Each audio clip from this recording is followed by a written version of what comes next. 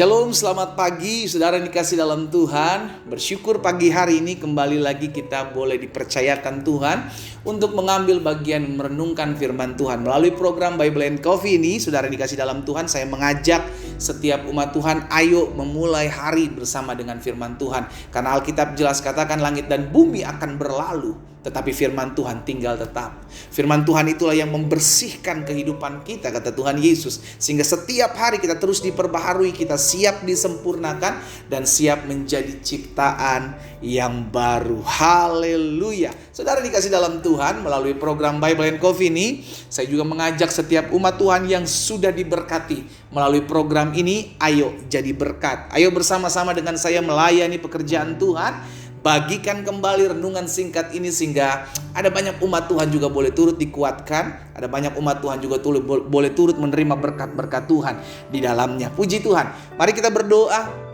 Kita akan kembali merenungkan firman Tuhan. Bapa yang baik, kami mengucap syukur buat kasih setia Tuhan, buat anugerah Tuhan dalam kehidupan kami. Sungguh tak henti-hentinya kasih setia Tuhan ada dalam kehidupan kami. Kalau hari ini kami boleh ada sebagaimana kami ada, itu semua karena anugerah Tuhan.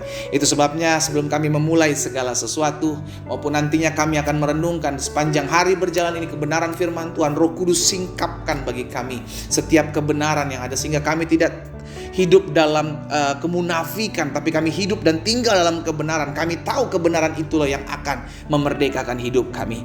Di dalam nama Tuhan Yesus kami berdoa. Haleluya. Amin, amin. Puji Tuhan. Nah, saudara dikasih dalam Tuhan, ada satu ayat kebenaran firman Tuhan dalam Kisah Para Rasul pasalnya yang keempat, ayatnya yang ke-20. Sebab tidak mungkin, kita katakan apa? Sebab tidak mungkin bagi kami. Ini perkataan Petrus, sudah dikasih dalam Tuhan, ketika Petrus dan Yohanes ditangkap karena menginjil, ditangkap karena memberitakan kabar baik tentang keselamatan di dalam nama Yesus. Akhirnya mahkamah agama menangkap mereka dan berusaha menahan mereka, penjarakan mereka. Maka Petrus bilang, sebab tidak mungkin bagi kami untuk tidak berkata-kata tentang apa yang telah kami lihat dan yang telah kami dengar. Jadi Petrus bicara pada saat itu dengan keberanian. Wow, sudah dikasih dalam Tuhan. Petrus ketika diurapi oleh Roh Kudus, ketika mereka menerima kuasa di loteng Yerusalem, mereka menginjil, mereka bersaksi. Itu sebabnya ketika mahkamah agama diperhadapkan mereka dengan mahkamah agama dan dilarang untuk memberitakan nama Yesus lagi kepada semua orang. Akhirnya mereka bilang, kami sudah mendengar, kami sudah melihat. Jadi tidak mungkin bagi kami untuk tidak berkata-kata. Jadi saudara dikasih dalam Tuhan, dari satu ayat firman Tuhan ini, dari perkataan Petrus yang penuh dengan kuasa ini, kita diingatkan, kita sudah banyak, kalau kita mau jujur, kita sudah banyak melihat kesaksian.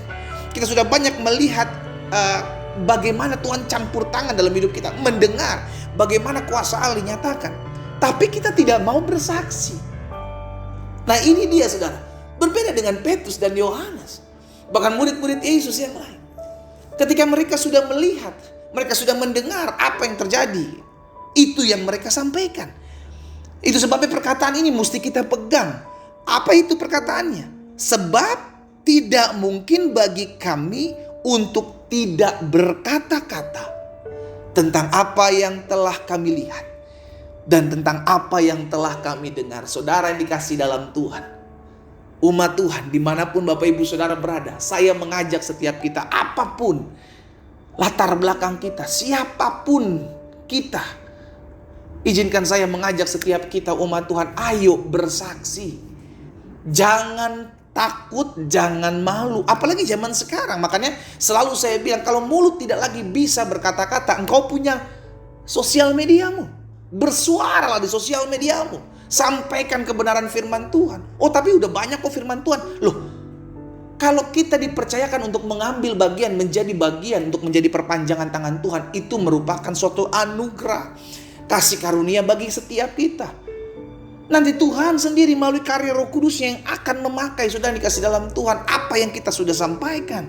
Itu sebabnya berbicara aja, sampaikan sesuatu aja, bersaksi. Bagaimana Tuhan Yesus sudah sembuhkan kita dari sakit penyakit. Bagaimana Tuhan udah buat mujizat dalam rumah tangga kita. Bagaimana kita sudah dibela Tuhan, ditolong Tuhan ketika kita akan ditipu. Bagaimana ketika Tuhan manusia mereka-rekakan yang jahat dalam hidup kita, Tuhan bela kita. Kita saksikan. Kenapa?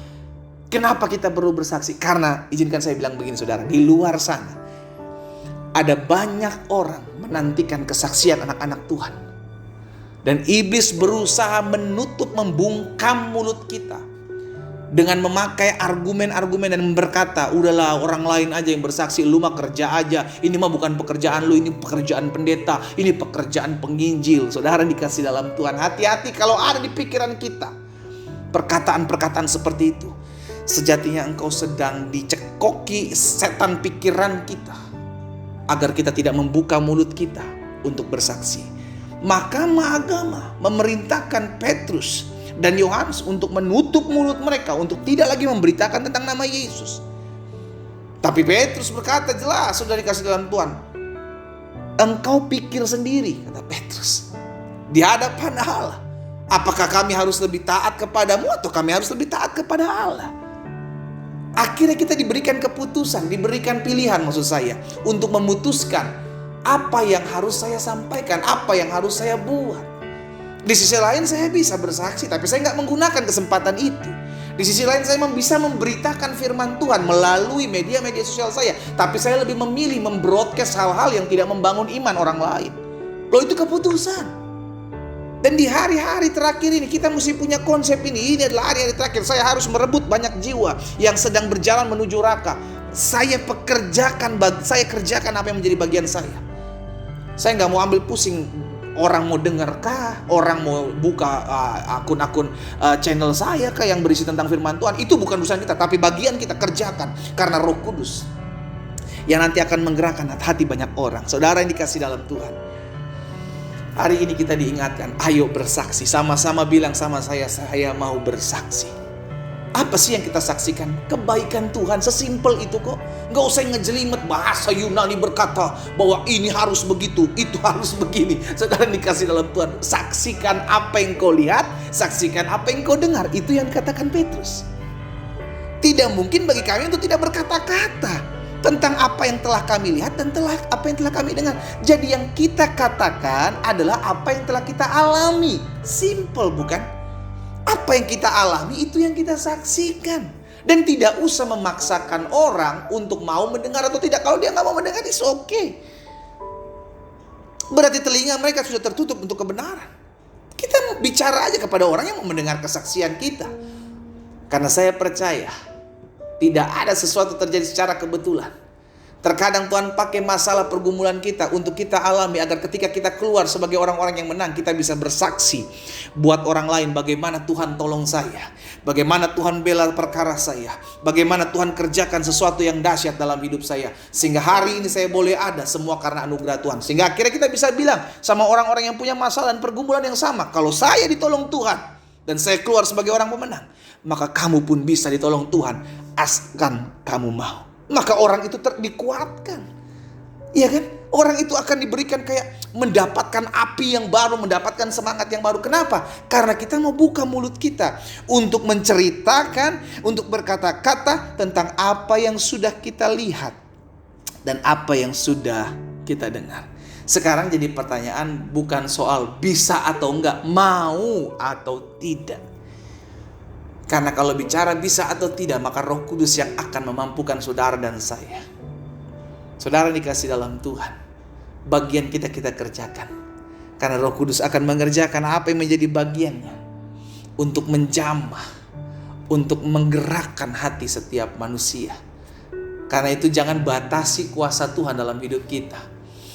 Jangan batasi, aduh saya nggak pandai berbicara pendeta, aduh saya bukan lulusan seorang yang sekolah teologi ya pendeta, aduh saya nggak ngerti, saya belum pernah baca Alkitab dari Kejadian sampai Wahyu pendeta, aduh saya nggak paham tentang arti ini, arti itu. Sudah dikasih dalam Tuhan, tidak usah yang susah-susah yang kau pikirkan, karena firman Tuhan dalam apa yang dikatakan oleh Petrus adalah apa yang kau lihat, apa yang kau dengar, itulah yang kau katakan.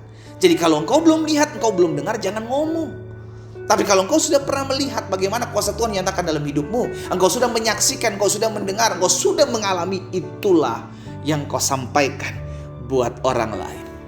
Teruslah bersaksi, karena Tuhan mau setiap kita membuka mulut kita untuk menyaksikan apa yang sudah pernah Tuhan buat dalam kehidupan kita. Kita berdoa, kita datang kepada Tuhan.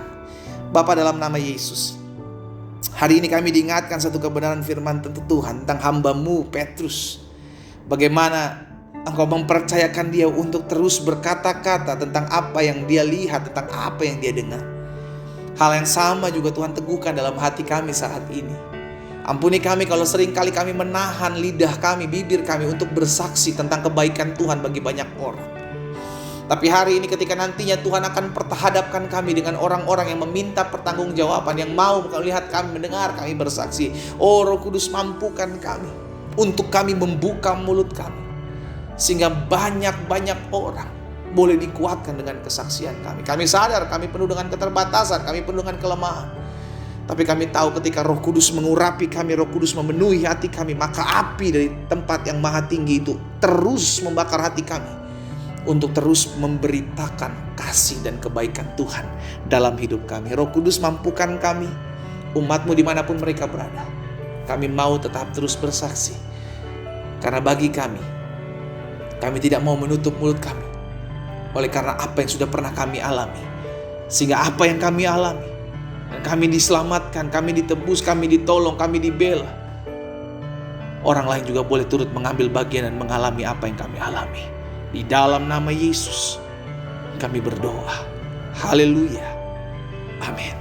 Kita nikmati kopi kita, saudara. Ingatlah, Tuhan mau pakai hidup kita untuk menjadi perpanjangan tangan Tuhan, memberitakan kasih Tuhan atas hidup kita, memberitakan kuasa Tuhan yang sudah Tuhan nyatakan atas hidup kita. Teruslah bersaksi. Tuhan Yesus memberkati.